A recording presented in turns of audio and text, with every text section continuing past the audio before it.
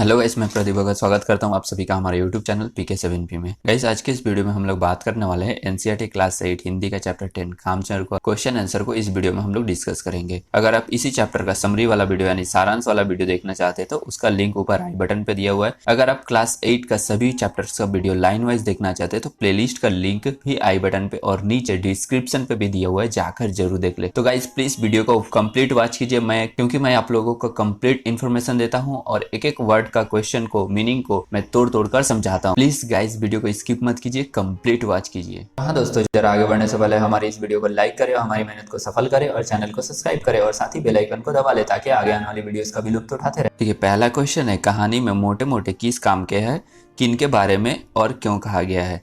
देखिए, कहानी में मोटे मोटे किस काम के है, बच्चों के बारे में कहा गया है क्योंकि वे घर के कामकाज में जरा से भी मदद नहीं करते थे तथा दिन भर उधम उधम मचाते रहते थे। उनका हर काम नौकरों के भरोसे था, वे बस खा खा कर मोटे हो रहे थे।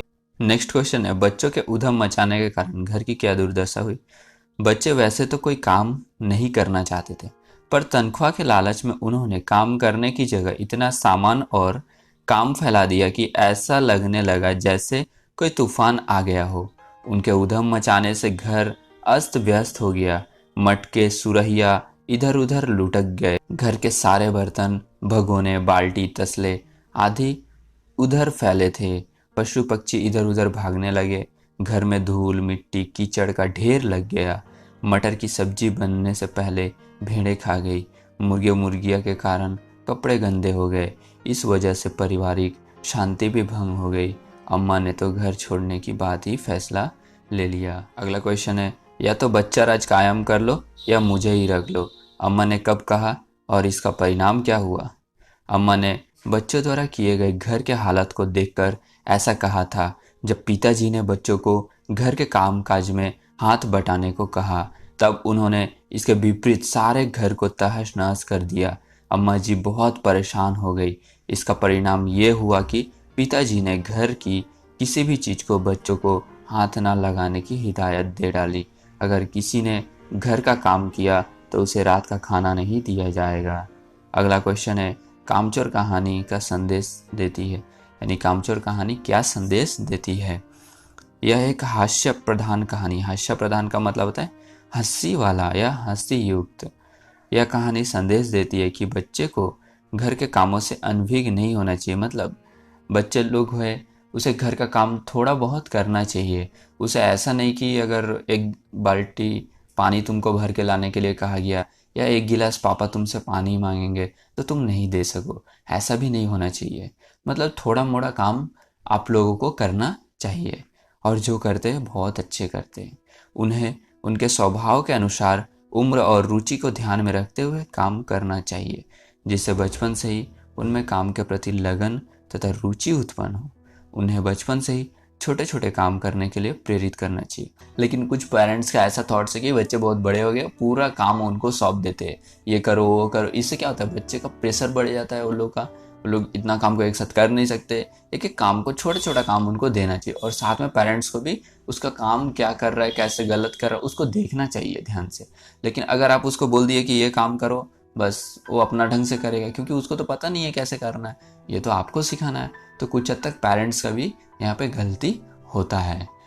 अगर आप लोग मेरे इस बात से सहमत है तो मुझे कमेंट करके ज़रूर बताइएगा। अगला क्वेश्चन है, क्या बच्चों ने उचित निर्णय लिया कि अब चाहे कुछ भी हो जाए हिलकर पानी भी नहीं पिएंगे। बच्चों द्वारा लिया गया निर्णय उचित नहीं था, क्योंकि स्वयं हिलकर पानी न पीने का निश्चय उन्हें और कमजोर बना देगा। वे कभी कभी कोई काम करना सीख नहीं पाएंगे। बच्चों को काम तो करना चाहिए, पर समझदारी के साथ करना चाहिए। बड़ों को उन्हें काम सिखाना चाहिए और आवश्यकता अनुसार मार्गदर्शन भी देना चाहिए। यानी जब ज़रूरत पड़े तो उनको बताना चाहिए काम को कि आप इस तरीक़े से कीजिए, ऐसे कीजिए। यहाँ तक कि बच्चों को खाने खाने भी मम्मी सिखाती है। याद कीजिए, आप लोग जब छोटे थे तब कैसे खाना खाया जाता है, आपका मम्मी आपको हाथ पकड़ के खाना खाने को सिखाती थी। तो वैसा ही जब वो बच्चे बड़े हो जाते तो उनको छोड़ नहीं देना चाहिए। वो पूरे दुनिया भी नहीं जानते, आखिर में बच्चे ही तो है। अगला क्वेश्चन है, घर के सामान्य काम हो या फिर निजी काम, प्रत्येक व्यक्ति को अपनी क्षमता के अनुसार उन्हें काम आवश्यक क्यों है। अपनी क्षमता के अनुसार काम करना इसलिए ज़रूरी है क्योंकि क्षमता के अनुरूप किया गया कार्य सही और सुचारू रूप से होता है। यदि हम अपने घर का काम अपने निजी काम नहीं करेंगे तो हम कामचोर बन जाएंगे। हमें अपने कामों के लिए आत्मनिर्भर रहना चाहिए। इससे हमारा स्वास्थ्य भी ठीक रहेगा और काम का वातावरण भी सुखद होगा। यानी आपका जितना काम करने का कैपेसिटी है आप उतना ही काम कीजिए। एक बार में ओवर टाइम या खुद का क्षमता से ज़्यादा काम मत कीजिए, क्योंकि जिस तरह से एक सिंपल सा एग्जांपल लेते हैं, ठीक है। मान लीजिए आप एक बच्चे हैं, आपको 50 केजी का बस्ता दे दिया गया कि आप उठा पाएंगे, लेकिन आपका जो कैपेसिटी है आप 30 केजी तक उठा सकते हैं, आप 30 केजी तक उठा सकते हैं। लेकिन आपको अगर 50 केजी का बस्ता दे दिया गया तो आप क्या उसे ले जा पाएंगे? उठा कर नहीं ले जा पाएंगे, आप गिरा देंगे। तो सेम आपका जितना कैपेसिटी है उतना ही काम कीजिए, कैपेसिटी से ज़्यादा काम मत कीजिए, तभी वो काम को आप सही तरीके से कर पाएंगे। ओके, अगला क्वेश्चन है, भरा पूरा परिवार कैसे सुखद बन सकता है, कैसे दुखद? कामचोर कहानी के आधार पर निर्णय कीजिए। भरा पूरा परिवार तब सुखद बन सकता है जब सब मिलजुल कर कार्य करें। वह दुखद बन सकता है जब सब स्वार्थ भावना से कार्य करें। स्वार्थ भावना का मतलब हो रहा है सब कोई अपने हित के लिए, कि मैं जो ये पानी पीऊँगा इसमें मेरा क्या भलाई। आज तक ये स्टूडेंट यहाँ तक भी सोचने लगते, अरे मैं खाना खाऊंगा इसमें मेरा क्या फ़ायदा है। उसमें भी वो सोचते कि इसमें मम्मी पापा का फ़ायदा है। अरे तुम मम्मी पापा का हेल्प करोगे तो तुम्हारा ही तो फ़ायदा है। अगर आपको मम्मी बोलेगी 1 किलो बाजार से आलू ला दे, तो क्या आप नहीं जाइएगा? अगर नहीं जाइएगा तो खाना कैसे बनेगा? अगर आपको पापा बोलेंगे जा 1 बाल्टी पानी लेकर आ जा, तो क्या आप नहीं लाइएगा? इतना स्वार्थी मत बनो मेरा भाई, निस्वार्थ बनो, निस्वार्थ। कभी पापा मम्मी के बारे में भी सोच लिया करो कि उनको कितना काम करना पड़ता है, उनको कितना तकलीफ होता है। आप कब तक इधर उधर टाइम पास करेंगे? आप कब तक गेम खेलकर, इधर उधर दोस्तों के साथ गप्पे लड़ाकर, कब तक ऐसे करेंगे? कब तक चलेगा आखिर? कभी तो सोच लिया करो अपने मम्मी पापा के बारे में। बड़े होते तो बच्चे किस प्रकार माता पिता के सहयोगी हो सकते और किस प्रकार बाहर? कामचोर कहानी के आधार पर अपने विचार व्यक्त कीजिए। बड़े होते तो बच्चे यदि माता पिता के छोटे मोटे काम में मदद करें तो उनके सहयोगी हो सकते हैं। जैसे अपने कार्य स्वयं अपने स्कूल के लिए तैयार हो जाए, अपने खाने के बर्तन यथासंभव स्थान पर रखे, अपने कमरे को सहज कर रखे, यानी संभाल कर रखे, ठीक ठाक से रखे। यदि हम बच्चों को उनके कार्य करने की सीख नहीं देते तो सहयोग के स्थान पर माता पिता के लिए भार साबित हो सकता है। उनके बड़े होने पर उनसे कोई कार्य कराया जाएगा तो वे उस कार्य को भली भांति करने के स्थान पर तहस नहस कर देंगे। जैसे कामचोर पाठ में बच्चों ने सारे घर का हल कर दिया। माता पिता के बच्चों को उनके स्वभाव के अनुसार उम्र और रुचि को ध्यान में रखते हुए काम कराना चाहिए, जिससे बचपन से ही उनमें काम करने के प्रति लगन तथा रुचि उत्पन्न हो और वे उनके सहयोगी बन सके। कामचोर कहानी एकल परिवार की कहानी है या संयुक्त परिवार की? अब देखिए, एकल परिवार का मतलब क्या होता है? जो एक सिंगल फैमिली होता है, मम्मी पापा और बच्चे, सिर्फ उसे एकल परिवार कहते हैं। लेकिन संयुक्त परिवार किसे कहते हैं?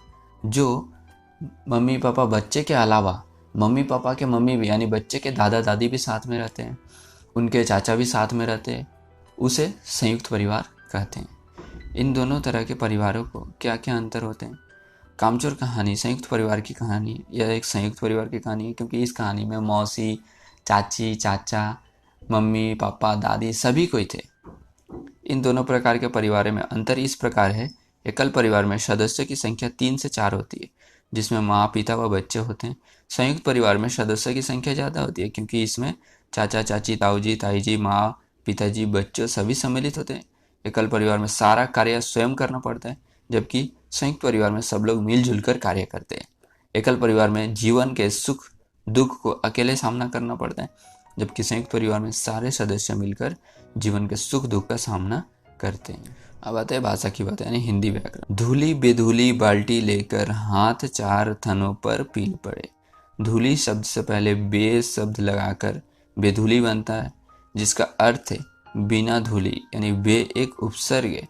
बे उपसर्ग से बनने वाले कुछ और शब्द है बेतुक, बेईमान, बेघर, बेचैन, बेहोश आदि। आप भी नीचे लिखे उपसर्गों से बनने वाले शब्दों को लिखिए। प्र लिखा गया है, आ लिखा गया है, भर लिखा गया है, बद लिखा गया है। ये सारे उपसर्ग से आप लोगों को शब्द बनाना है। और उपसर्ग किसे कहते हैं, मैं आप लोगों को पिछले चैप्टर में भी बताया था। जो किसी शब्द के पहले लगता है उसे उपसर्ग कहते हैं, और जो शब्द के बाद में लगता है उसे प्रत्यय कहते हैं। उपसर्ग और प्रत्यय क्या है, डिटेल्स में जानने के लिए आप हमारे आने वाले ग्रामर वीडियो को जरूर देखते रहे। प्र से उपसर्ग शब्द बनाएंगे प्रबल, प्रभाव, प्रयोग, प्रचलन, प्रवचन। आ से शब्द बनाएंगे आमरण, आभार, आजन्म, आगत। भर से शब्द बनाएंगे भरपेट, भरपूर, भरमार, भरसक। बद से बदसूरत, बदमिजाज, बदनाम, बदतर। आई होप आप लोगों को यह चैप्टर अच्छी तरह से क्लियर हो गया होगा। अगर आपको अभी भी कोई डाउट है या कोई क्वेश्चन है तो आप हमें कमेंट करके पूछ सकते हैं। आपको यह चैप्टर या यह वीडियो अच्छी लगती है तो यह वीडियो को लाइक कर दीजिए, चैनल को सब्सक्राइब कर दीजिए और अपने फ्रेंड सबको भी शेयर कर दीजिए। मैं प्रदीप भगत मिलता हूँ आप लोगों से एक नए वीडियो में एक नए टॉपिक के साथ। तब तक के लिए जय हिंद, वंदे मातरम।